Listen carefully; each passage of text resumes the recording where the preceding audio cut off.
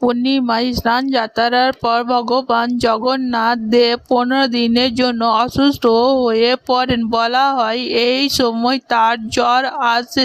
এই 15 দিন বন্ধ থাকে, মন্দিরের দরজা বন্ধ থাকে। দর্শন ভগবান সকলের অন্তরে একান্ত বিশ্রাম করে। মন্দিরের রান্নাঘরও বন্ধ করে দেওয়া হয় এই সময়, আর ভগবানকে এই সময় 56 ভোগ দেওয়া হয় না।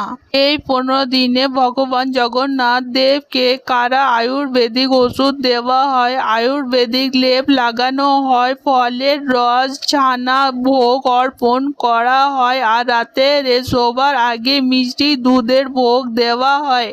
এই সময় ভগবানের অসুস্থতা দেখার জন্য রোজ দেব মহাশয় আসেন, আর 15 দিনের বিশ্রামের পর ভগবান সম্পূর্ণরূপে সুস্থ হয়ে যান। আর তারপর জগন্নাথ দেব বলভদ্র ও সুভদ্রা নগর পরিক্রমা করতে বের হন, যা রথযাত্রা রূপে উদযাপন করা হয়। সবাই বলো জয় জগন্নাথ।